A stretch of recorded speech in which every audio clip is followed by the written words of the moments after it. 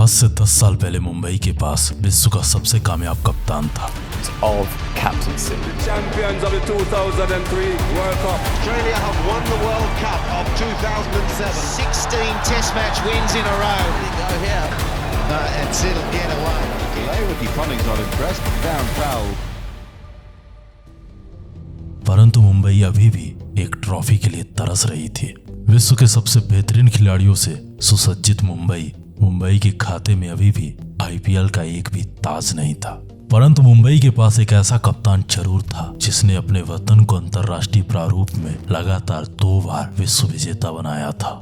एक ऐसा कप्तान था जिसके कप्तानी के चर्चे पूरी दुनिया में थे। परंतु वही कप्तान आईपीएल में आकर के मुंबई की क्वालिफिकेशन के लिए संघर्ष कर रहा था। पिछले 5 सालों से मुंबई आईपीएल में प्रतिस्पर्धा के लिए उतर तो रही थी, परंतु हर बार मुंबई के खाते में निराशा आती थी। पिछले 5 सालों में मुंबई ने कई बार कई कप्तान बदले, टीम बदली, परंतु नहीं बदला तो मुंबई का भाग्य। नमस्कार, आप देख रहे हैं द डॉक्यूमेंट्री का special episode the rise of captain Rohit Sharma.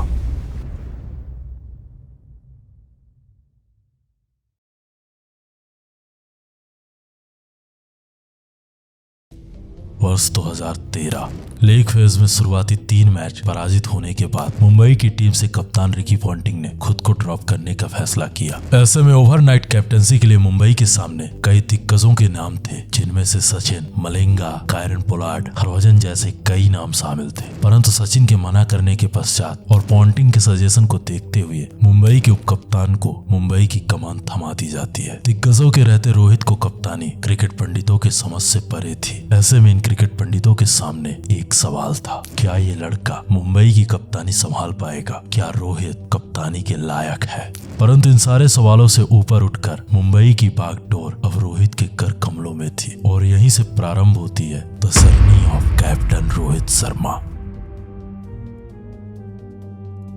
Rohit ने अपने कप्तानी के पहले मैच में डिफेंडिंग चैंपियन केकेआर को पराजित कर, फिर आरसीबी, फिर किंग्स 11 पंजाब को पराजित कर अस्त हो चुकी मुंबई की उम्मीदों को एक बार फिर से उदय होने का मौका दिया। सीजन के शुरुआत में जो टीम एक जीत के लिए संघर्ष कर रही थी और वही टीम कप्तान रोहित की कप्तानी में आईपीएल की इस प्रतियोगिता में पलटवार कर चुकी थी। कप्तान रोहित की कप्तानी में मुंबई लीग फेज के 10 में से 8 मैच जीतकर पॉइंट्स टेबल में टॉप 2 में बरकरार रखती है। जो टीम रोहित की कप्तानी से पहले टेबल में नीचे से टॉप कर रही थी, वही टीम इस प्रतियोगिता के लीग मैच खत्म होते होते ऊपर से दूसरे नंबर पर थी।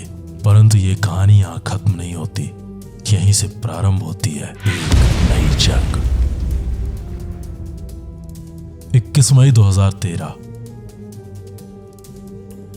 दोनों टीमों के कप्तान अब टॉस के लिए मैदान में थे। टॉस कप्तान महेंद्र सिंह धोनी के पक्ष में गया। माही ने टॉस जीतकर पहले बल्लेबाजी करने का फैसला किया। चेन्नई के ये दोनों बल्लेबाज मुंबई के गेंदबाजों पर शुरू से हावी हो चुके थे। पावर प्ले के शुरुआती 6 ओवर में चेन्नई के ये दोनों बल्लेबाज मैच 36 गेंदों में चेन्नई के लिए 47 रन जोड़ चुके थे। परंतु 7वें ओवर में कायरन ने मुरली को आउट कर मुंबई को पहली सफलता दिलाई। मुरली के बाद अब चेन्नई के लिए मैदान में था चेन्नई का सुरेश, चेन्नई का रैना ने माइकल के साथ पहले पारी को संभालने का प्रयास किया और चेन्नई के इस पारी को 10 ओवर तक 69 की स्कोर तक पहुंचा दिया। चेन्नई के पारी के 10 ओवर का खेल खत्म हो चुका था। माइकल अभी 33 गेंदों में 39 रन बनाकर खेल रहे थे। वहीं रैना के बल्ले से 7 गेंदों में महज 6 रन निकले थे। मुंबई के ये गेंदबाज चेन्नई के बल्लेबाजों को दम बांध कर रखे हुए थे। मुंबई के इन खतरनाक गेंदबाजों की यह डिसिप्लिन भरी गेंदबाजी चेन्नई के बल्लेबाजों को संघर्ष करने के लिए मजबूर कर चुके थे। चेन्नई का हर बल्लेबाज अब मुंबई के गेंदबाजों के सामने संघर्ष कर रहा था। परंतु पारी के 11वें ओवर से रैना ने अपने गियर में बदलाव किया और एकाएक ताबड़तोड़ विस्फोटक बल्लेबाजी करके मुंबई के गेंदबाजों के होश उड़ा दिए। रैना हंसी के साथ मिल करके पहले प्राज्ञान, फिर हरभजन और अंत में जॉनसन को पीट दिया। अगले 3 ओवर में चेन्नई के ये दोनों बल्लेबाज चेन्नई के लिए 38 रन जोड़ चुके थे। हंसी की 50 आ चुकी थी। रैना का बल्ला मुंबई के गेंदबाजों में अब दुगनी रफ्तार से कहर बरपा रहा था। 10 ओवर में 69 रन बनाने वाली चेन्नई अगले 5 ओवर में 125 की स्कोर को पार कर चुकी थी। मुंबई अभी भी अपने दूसरे सफलता के लिए तरस रही थी। परंतु चेन्नई के बल्लेबाजों को अब समझ आ चुका था कि मुंबई के सामने अगर इस मैच को जीवित रखना है तो मुंबई को एक बड़ा लक्ष्य लक्ष्य देना होगा। अपने इसी लक्ष्य की पूर्ति हेतु चेन्नई के ये विस्फोटक बल्लेबाज मुंबई के गेंदबाजों पर प्रहार की हदें पार कर चुके थे। रायना और हसी का ये बल्ला मुंबई के गेंदबाजों के समझ से परे था। इन दोनों ने अब मुनाफ, फिर पोलार्ड और अंत में मलिंगा की सुताई की। जिस चेन्नई के खाते में महज 15 ओवर में 125 रन थे, वही चेन्नई 20 ओवर का खेल खत्म होते होते अब 192 के स्कोर को पार कर चुकी थी। चेन्नई के इन 3 बल्लेबाजों के इस विस्फोटक प्रहार से मुंबई का हर गेंदबाज त्राहिमाम त्राहिमाम की आवाज कर रहा था। रायना ने शानदार विस्फोटक बल्लेबाजी करते हुए महज 42 गेंदों में 82 रनों की एक ताबड़तोड़ विध्वंसक पारी खेली, जिसमें 5 चौके 5 छक्के शामिल रहे। वहीं माइकल हसी ने महज 58 गेंदों में ताबड़तोड़ 86 रन बनाए, जिसमें 10 चौके 2 छक्के शामिल रहे। मुंबई की ओर से कायरन पोलार्ड सबसे सफल गेंदबाज रहे। कायरन ने 3 ओवर में 28 रन खर्च करके चेन्नई के एक बल्लेबाज को अपना शिकार बनाया। वहीं लसित मलिंगा ने 4 ओवर में 45 रन खर्च किए तो मिचेल जॉनसन ने 4 ओवर में 40 रन खर्च कर दिए।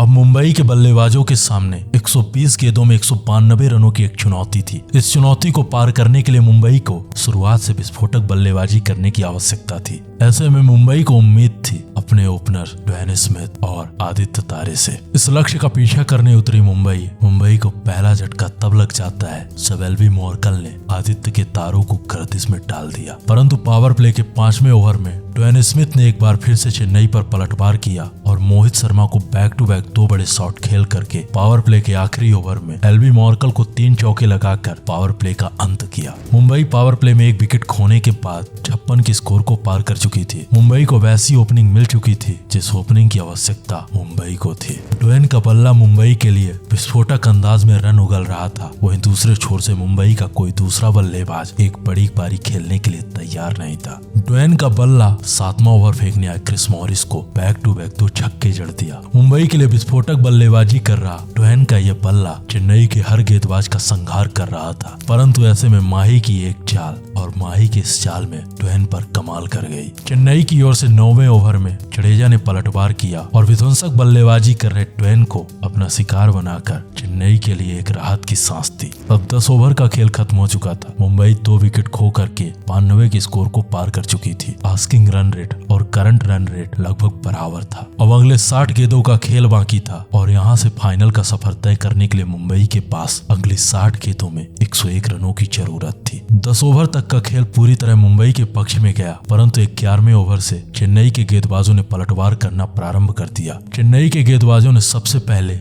11वें ओवर में दिनेश कार्तिक को, फिर 12वें ओवर में रोहित शर्मा और 15वें ओवर में पोलार्ड और अंत में हरभजन को आउट कर मुंबई के विस्फोटक बल्लेबाजी क्रम की कमर तोड़ दी। चेन्नई के ये गेंदबाज अब मुंबई पर पलटवार कर चुके थे। शुरुआती 10 ओवर तक जो मुंबई इस गेम को ड्राइवर सीट से ड्राइव कर रही थी, वही मुंबई अगले 6 ओवर में पूरी तरह नेस्तनाबूद हो चुकी थी। चेन्नई के लिए बची कुची कसर ड्वेन ब्रावो ने पूरी कर दी। उन्होंने 18वें ओवर में लसित मलिंगा और जॉनसन को आउट करके मुंबई की आखिरी लौ को भी बुझाने का प्रयास किया। 19वां ओवर खत्म होते होते मुंबई 144 पर ऑल आउट हो चुकी थी। रोहित शर्मा के लिए ये हार एक टूटे हुए सपने के बराबर था। संपूर्ण मुंबई फैंस में मुंबई के हार से असंतोष था, परंतु अभी भी मुंबई के पास था फाइनल में पहुंचने का एक आखिरी मौका। ये रहा मुंबई के बल्लेबाजों का स्कोर कार्ड। मुंबई की ओर से ड्वेन स्मिथ ने महज 28 गेंदों में ताबड़तोड़ 68 रन बना डाले। ड्वेन ने इन 68 रन बनाने के लिए 5 छक्के और 6 चौकों का सहारा लिया। बाकी के सारे बल्लेबाज चेन्नई के गेंदबाजों के सामने घुटने टेक दिए। इस हार से संपूर्ण मुंबई फैंस में आक्रोश तो था, परंतु उन्हें उम्मीद थी कि अभी भी मुंबई के पास आखिरी मौका है। तो सुनिए मुंबई के आखिरी मौके की आखिरी कहानी, हमारी आवाज हमारे अंदाज में, द डॉक्यूमेंट्री में।